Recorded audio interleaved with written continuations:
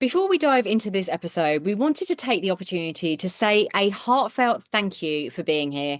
Whether you've been with us from the very beginning when we started this podcast in 2019 or you're new, welcome. We hope you enjoy what you hear, and if you do, please download it, share it with friends, and leave a review. It really helps us get better guests and share the midlife love. In this episode, James and I are talking about the shifts we've both had to make in how we approach health, training, and nutrition in midlife. We talk honestly about what wasn't working anymore, the habits that were quietly backfiring, and the practical changes we've made to support energy, hormonal balance, recovery, and long-term health and happiness. If you're someone who's tried harder and harder only to feel worse, this conversation will probably sound very familiar.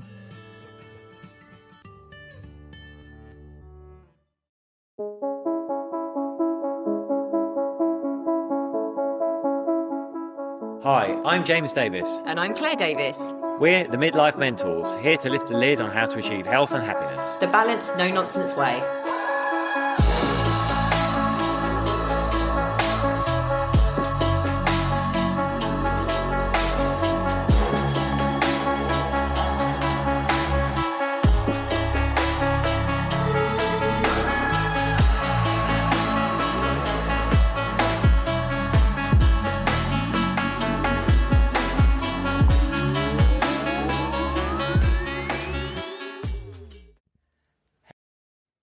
Hello and welcome to another episode of the Midlife Mentors with me, James. It's me, Claire. How are you all? What have we been up to? Well, we're coming to you from a sunny Ibiza. I think, like most of Europe, we were lashed by Storm Harry. It was quite wild here, but actually, it was the day after we went for a morning run, and the waves on the beach were huge. Epic. It was epic. I just absolutely loved it. Like normally, I'm like, no, let's keep running. And I was like, oh, we've got to stop and look at Mother Nature. That's just incredible. So that's one thing. That's okay. Storms. We've also run a workshop for a corporate. We do actually do some work. So it's really nice, actually. We were delivering a menopause workshop together. Claire and I, male and female, bringing them both perspectives to it. So that was really lovely. Yeah, we've been having some fun going to the Soho House here, which is new. It opened last year. So Soho Farm. They call it Soho Farmhouse. Soho Farmhouse Ibiza. Yeah, we went to a cocktail workshop, which was a lot of fun, wasn't it? Alcohol-free cocktails for me. And then a little mixer networking thing. James looked a bit nervous and scared when he walked in because there was lots of people and his ADHD went on overdrive. Wow, yeah. I thought it was going to be free form, but it was all very organised. Talk to this person for 3 minutes, but it was good. It was really nice to meet people. It was lovely, and I think that's obviously we launched our retreat that's coming up in May out here in Ibiza. And we've had people book onto that already, which is amazing. And the link will be in the show notes if you want to find out more about that. But if you are at this time that a lot of us find ourselves in at midlife, where we're a bit confused about the way forward, we're asking ourselves those big questions like, what's next for me? I have done a lot, but I've got more in me, but I want it to be full of meaning and purpose. Then this retreat is for you. And we did one in October, and in that kind of format, which is a bit different for us, and it just went down an absolute treat. I mean, we're still getting messages from those people that came on that retreat saying the difference it's made and continues to make. So that's exciting. And that is probably it for now. So let's dive into this.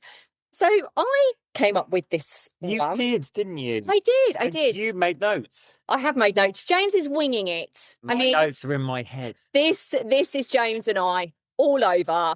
If you don't know us very well, you might not know this, but if you do know us and you've been in our world for any length of time, you will know that I make notes, James doesn't. So we wanted to talk to you today. We've touched on this a little bit in a podcast that we did probably towards the end of last year. But one of the things that I've really noticed for myself that I wanted to dive in a little bit deeper, and James as well, actually, but I wanted to dive into this a little bit deeper because I know it's something that we all experience at midlife, is how our training, our exercise, our looking after ourselves physically, but also a little bit around nutrition, how that's changed as I've gone deeper into, I suppose, those hormonal shifts and perimenopause. And I really wanted to share that because it has changed. I suppose the protocols that I used to live by and probably teach actually have changed slightly. So wanted to share those. Yeah, I think there's been an adjustment, right? It has, but a very nice one. A very kind of, it's felt, I think the main thing for me is it's very much been about being in harmony with my hormones and kind of stewardship of my body rather than that domination. And I don't think I've ever, hopefully I released a lot of that, but I've seen it even more as I've gone deeper into these hormonal shifts at midlife. I suppose for me, it's been much more about working in partnership with my body, honouring it, loving it, being grateful for it, start listening to it more, and definitely moving away from aesthetics and into more steadiness, wanting it to be about energy and peace and that nervous system regulation. Lovely. And yeah, I've adapted my training and my recovery, my nutrition. And I'm actually coming, as we record this, coming to the end of a short period, like post Christmas and New Year. Obviously, like most people, overindulged, but I didn't want to do the whole like extreme dieting thing, or conversely restrict for ages and ages and ages. I'm like, you know what? I'm just carrying a little bit too much body fat, more than I would like. So I'm just going to do a short burst to blitz it off by fixing the nutrition, the calories in part, making sure my macros are balanced. And what can I do to step up the fat burning from an exercise perspective as well? So, it's quite exciting to talk about, I think. Yeah. And also, James and I can only speak from my perspective. I was definitely always quite competitive with James in the sense that I always kind of wanted to do how much cardio he was doing or the amount of weights he was doing. And I always felt, I suppose sometimes this kind of I should be doing this, I should be doing that. And he's had his own program. What he's just talked about is a 2-week period. And he's had his program, he's been doing his thing, and I've been doing my thing because I really have gone into that place of I can hear my body. There's this wisdom that does come with age that I have where I can hear my body, listen to it, see how it's responding. And I'm not getting it right all the time. You know, I've said on a couple of Instagram posts maybe recently, I'm not getting it right all the time. I can feel sometimes when I've overdone it and it might have worked one week and it's not necessarily working the other week, but I'm able to listen to that, adapt it and pull it back so that my body recovers more and feels just softer and more in alignment. And yeah, it's nice. It's really good. So let's dive in. Why don't we? I don't know how long this podcast will be because we might whip through it quite quickly. But I will just start with one of the things that wasn't working anymore for me that I used to do, which was black coffee in the morning. So I would get up and I would have my black coffee and go into the gym and train with just a black coffee. And then I would probably start sipping my shake as I walked around doing my weights, which is what we used to, teach our clients and things and suggest to our clients, should I say. But I just noticed for me, that was not working anymore. I tried it. I actually went back to trying it a few weeks ago, probably just before Christmas. And I was drinking the black coffee, going into the gym and lifting. And I'm doing heavier weight sessions now. So I'm lifting heavy and I started shaking. And I could feel my body, like the stress and on my hormones as well. My nervous system just feel jittery. And I was like, Sandra James, that's not working anymore. And for a while, I didn't want to let it go. I was like, no, this is what I've always done. But actually, that wasn't working anymore. So I'll tell you in a minute where we talk about what is working for me and what I have changed. But that was one of the things I really noticed. I was quite jittery. I think it's really important to know, like that approach can work, but it depends on what other stresses in your life, your lifestyle stresses, so your cortisol levels. And I think it's about finding your own balance there. And like we always used to say, didn't we? Like, do short bursts of HIIT fasted, but do your weights fed because you need the glycogen in particular and the glucose to power the muscles, or you'll run out of steam really quickly in a weight session and spike your cortisol. Yeah. So, and I was finding, because again, this leads me on to the other thing that wasn't working for me so much anymore. And I do mix it up, but I don't tend to do my cardio before my weight sessions now, because lifting weights has become very important to me. Like, we know at perimenopause, menopause, lifting weights is so, so important. And I think I've just shifted into a place where I'm enjoying that so much in comparison, I suppose, to a bit of cardio. So I'm not doing my cardio before my weights. And like James says, I need that power. I need something in me to be able to lift those heavy weights. So this is the next thing, I'm not doing cardio just before my weights anymore. And that's been quite a big change for you, hasn't it? Yes. Like, I think I'm just ready to talk about these things, because it has been shifting for me over the last, I'd say, like 18 months. But I'm just feeling so much better from that. It feels really wonderful, actually, to get more into my weights than I was before even. What about you? So haven't been for a while, like, for doing my cardio before my weights. So I noticed, for me, again, it comes to goal dependent. I think times when I was more concerned about managing body fat levels down, I would do HIIT before weights, but I was very aware that when I did that, I had less energy for the weights part. And I've shifted my focus now to last year, not being so concerned with body composition and actually just wanting to put muscle on to increase body mass generally. And I was successful about that at that. And that was by prioritizing weights over cardio. However, I did notice my body fat levels crept up. Which saying, I probably have this hybrid approach, right? I'm doing HIIT, but post weights rather than pre-weights. Yeah. Yeah. And I know I've kind of probably already said this in a way, but yeah, I think it was just prioritizing. I wanted to put on more muscle, and I do feel like I'm more muscly than I've been, and there's that sense of being strong. Thank you. That's strong and kind of powerful, empowered. And so yeah, I think that's probably why I was prioritizing weights over doing HIIT first as well. Yeah.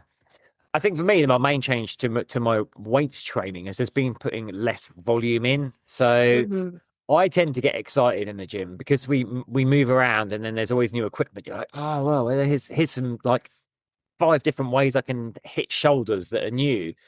So my temptation for me was to always put those in the workout somewhere. So then I realized, well, it's taking me ages, and B, like, how many sets am I doing just for shoulders? That's actually becoming counterproductive. So I've dropped the volume of training, and that's yielding real results for me. Yeah, I think I probably did that as well. I was probably putting too much in my workouts as well. I was spending too long doing my weight sessions. The other thing that wasn't working for me anymore was an extended fasting window. And that kind of relates to this whole black coffee thing. And then trying to do cardio fasted before my weights. It was making the window of fasting way too long for me. And I just noticed, again, like, my body didn't like it. And it's because my weight sessions are heavy and I'm pushing myself in just a different way to what cardio did. So now my fasting window is 13 to 14 hours. Whereas before it was probably more like 15. And I know that doesn't sound much difference, but it was really making a massive difference, because I was trying to do those weights, heavy lifting fasted. So what are the specific changes you've made to your workout protocols? Well, Mr. D, I'm glad you asked me. So I'm having milk in my coffee. Ta-da! Wow. Are these nutritional changes? Yeah, sorry. You asked training. So training. Let me talk about that then. So training, I'm not doing as much cardio. I love to do my cardio, and I still do. But actually, like I said, I'm really enjoying my weights. So I do less cardio. I do 1 to 2 runs in a week that are at 5 to 6K. And then I do a little treadmill run at some point, and then maybe a little hit somewhere if I feel like it. So 2 or 3 times a week, as opposed to like 5 times a week. I declare and I admit that I was definitely doing too much cardio from those hormonal changes. And what about your nutritional changes? Well, my nutritional changes, as I just said, the milk in my coffee, that morning coffee, that has made a massive difference. I don't find myself like shaking and stuff after I've done my first set of heavy weights. So that was a nutritional change. I'm definitely having allowing myself, sounds terrible, doesn't it? Allowing myself to have more carbs in the evening, so I've got more energy the next morning. But I'm very careful about portion control on the carbs. Yeah. But when I say carbs, it's like a little bit of rice. Yeah, that's it really, actually, rice. And that again seems to really help my hormonal regulation for my exercise the next day. I've got more energy to do it. And yeah, I've said about the shorter fasting window as well. I would say they're the main things. I have really tried to reduce my sugar intake. Obviously, my alcohol, I'm alcohol free. That's made a massive difference to my energy levels. You cut chocolate? Yeah, I have cut chocolate recently. And that, again, that has made a difference to how I feel for my workouts. When I eat too much sugar now, guys, I have to tell you this. Over Christmas, when I ate too much sugar, it was like I had a hangover. I felt poisoned, and I'm not being over dramatic. I can tend to be, but I felt poisoned, and my face in the morning looked like I'd been boozing the night before. That kind of puffy eyes, puffy face, terrible skin, like dim eyes. It was just, yeah. So I do try and just really, really look after how much sugar I'm eating now. But at one stage, I kind of did try. Well, I think I was replacing alcohol with sugar. Yeah.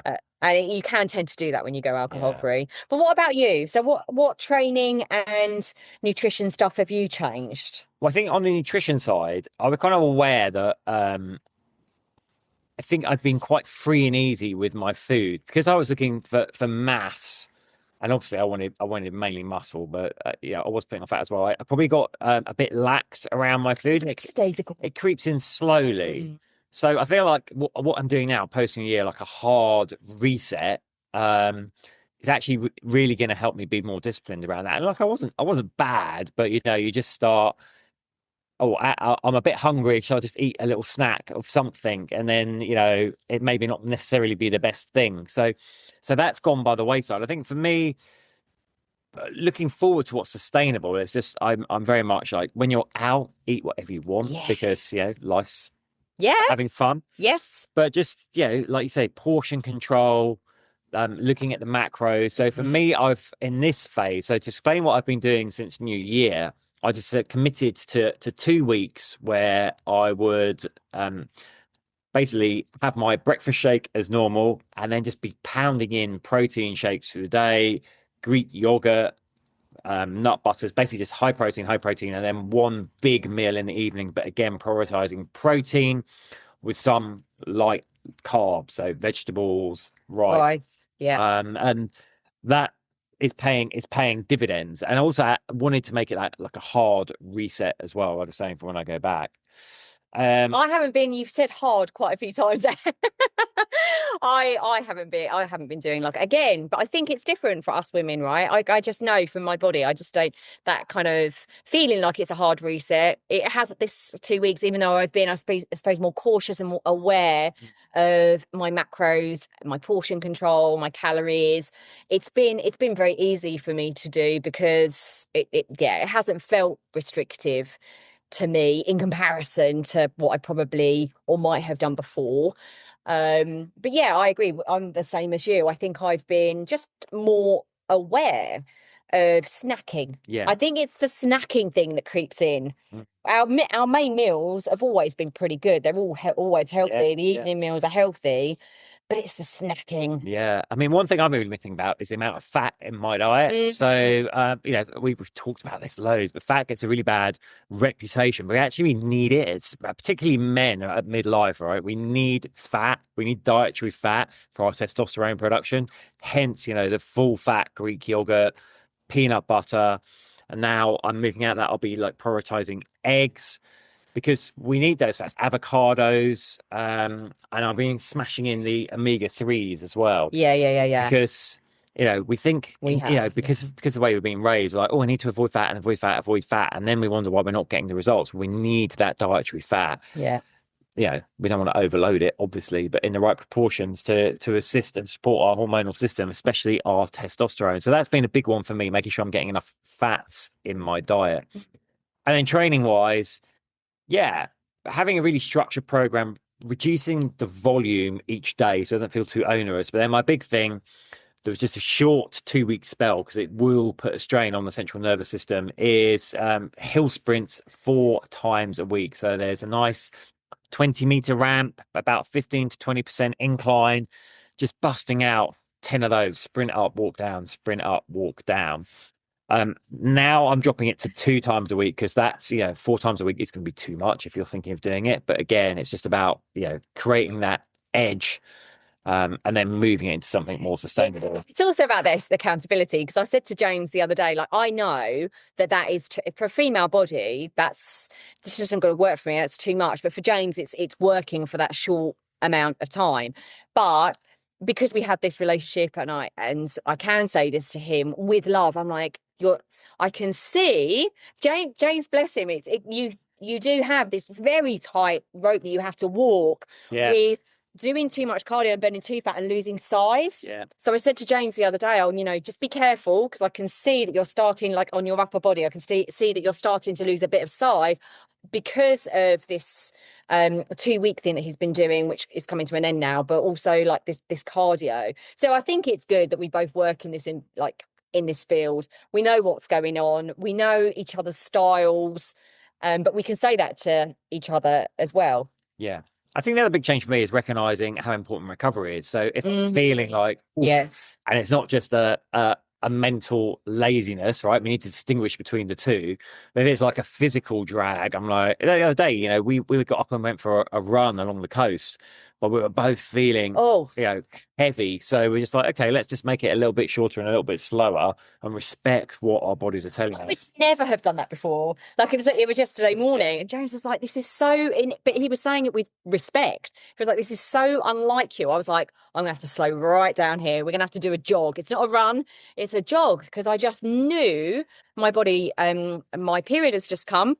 And I knew it was a hormonal thing. And I was like, I'm just going to be much more gentle with myself. I love that. I love the way I can do that. But yeah, I think for me, it's been more protein, some more carbs than I used to eat. And also creatine. We love a bit of creatine. Well, I was going to touch on supplements as well. Yeah. So in the background, we're taking like a full spectrum of vitamins and minerals that you need to support hormone health and general health, right? And just on that, actually, you just reminded me, I've reminded myself, thrilled to see, I think it was in the Telegraph, that Oxford University has just released a research paper stating that vitamin D reduces the risk of respiratory illness. Actually, it boosts your immune system and makes you less susceptible to respiratory illnesses such as flu and COVID. And the reason I mention that is, at the time of COVID, we were like, bang in the vitamin D, especially in the Northern Hemisphere. We synthesize it through sunlight. You're not getting exposure. Take vitamin D.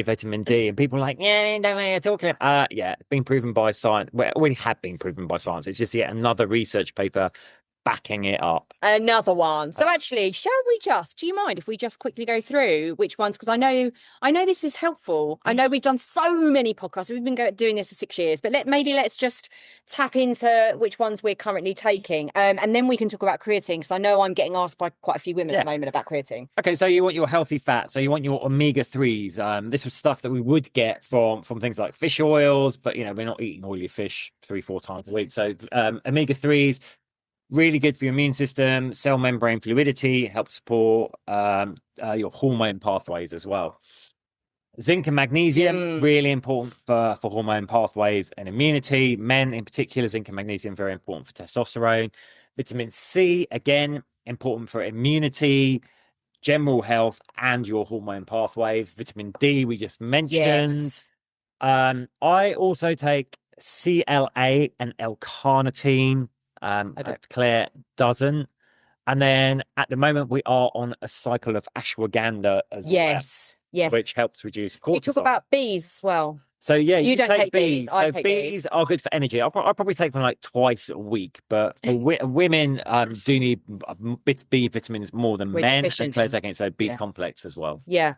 And can you explain why I don't take the what am I trying to say? The other supplements you mentioned before. See, perimenopause brain. And before I mentioned B's, you said, "Oh, I take this, but Claire doesn't." CLA and Yes, L-carnitine. that's their ones. Yeah. So CLA is called oh, I can't even say it.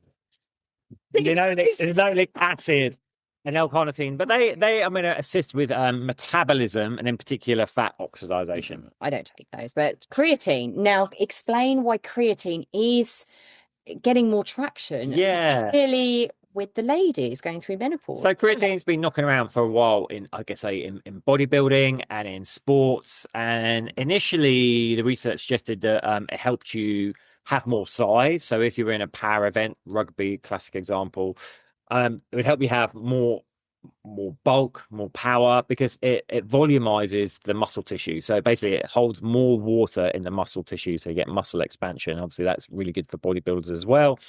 Downside can be people do experience like water retention and bloating, so it could make you look, in inverted commas, fatter as well, because you're holding more water in the tissues. But there's also been research showing it's probably good for endurance as well. And more recent research showing it seems to be really good for brain health, in particular for combating things like Alzheimer's and dementia. Yes, and good for recovery. Creatine's good for recovery as well. So I am taking it and I have found it really good. But I do understand what James is saying about the water retention, especially if it's a certain time of the month for me, which is all over the place. But if it's a certain time of the month, then it can make it a little bit worse, the water retention and the bloating. But I'm finding it, I've found it really helpful. I've been taking it for about a year, probably a bit longer than that. So there we are. Yes. There we are. That's helpful. Yeah, we hope that that's helpful. Again, like the caveat, so much is one size does not fit all. Whatever we have said, you might think, oh, I'm going to give that a go. Well, that's made me think differently about that. But don't think this is the only way for your body to feel good. We need to, more than ever before, at midlife, we need to test things and try things. Yes, there are some rules, we would say, like make sure that you are doing some resistance training. Make sure you are getting something that is good for your heart health. So a little bit of cardio, obviously the sugar, all of those things. There are some things that are going to benefit you generally, but I would just say, just try things, listen to your body, become wiser at listening to your body. If it feels like it needs a rest, do check in with yourself and go, oh, is this just laziness, or is it me having more wisdom and being able to listen to my body and working in partnership with my body rather than against it? So no one size fits all. You are unique, and we'd love to hear your thoughts on this. Have you found that you've had to shift certain things when it comes to your nutrition or your exercise? Do let us know at team@themidlifementors.com. Let us know if this was helpful, reassuring, and let us know if there's anything else that you want us to cover. And we are sending you so much love. Lots of love. Bye.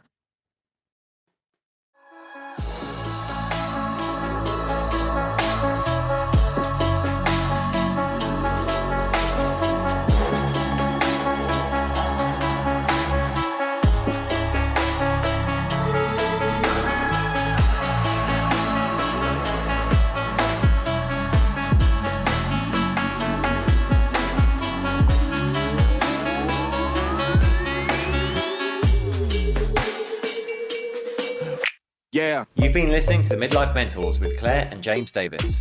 We'd love to hear from you. So drop us a line at info@themidlifementors.com with any questions or topic suggestions. And make sure you join us on our Facebook page and YouTube channel. You can find us under the Midlife Mentors. Yeah. What? Yeah. Yeah. Yeah.